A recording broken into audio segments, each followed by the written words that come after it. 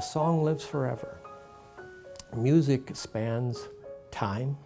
People like music, and people use music in all venues, and got us to thinking that that might be a wonderful venue in which to honor Josh.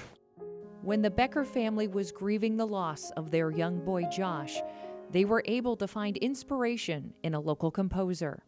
We had the opportunity to hear some of Elaine's songs being done by the Drake Choir and other venues here in town and around the area, and we learned that she was doing commissionings once in a while. We could possibly commission her for a piece of work. One of the things that I enjoy doing is having the opportunity to create something entirely new for a very special person or a specific ensemble. When Mark and Sue asked me if I would write a piece in memory of Joshua, I was immediately humbled that they would think of me and that something in my writing connected with them and their family, and that it was just an honor that they would consider my music worthy of just kind of celebrating their son's life. Josh's life was cut short due to a genetic disorder. He was only 14 years old.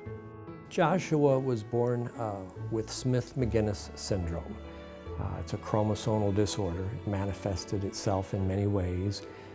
Josh suffered intellectual disabilities. He suffered hypertonia. He had scoliosis, just a lot of physical attributes surrounding that chromosomal disorder. He had far more abilities than disabilities. Josh was a blessing. Josh made friends easy. One of the phrases they use in his funeral, that Josh had no enemies. He only had friends that he hadn't met yet.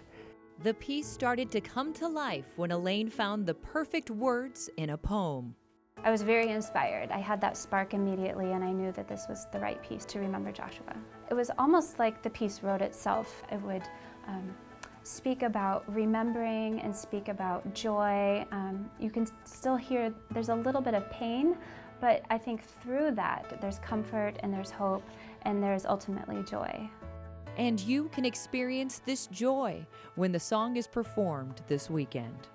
The American Boy Choir, one of the finest choirs in the world and the finest boy choir in our nation, is premiering this song.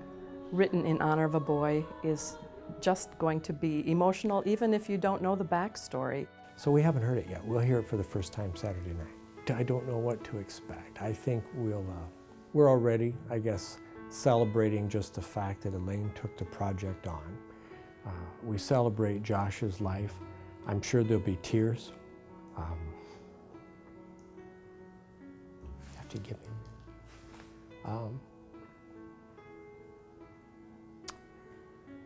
Susan, Alyssa, and I are just so grateful, really, for the many hearts that have reached out to us over the years through the loss of Josh.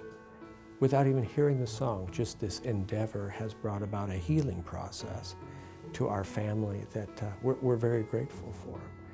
A song can truly live forever, and now this piece has a chance to touch other people's lives for a greater purpose.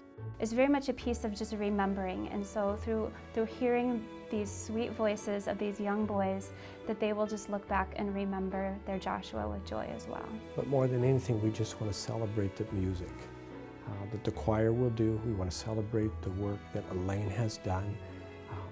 The fact that our son can be a part of that, his memory, a small part of that, is wonderful, but it's not the important thing. The important thing is that we'll get to enjoy this gift of music that will be in print and hopefully sung by many other people.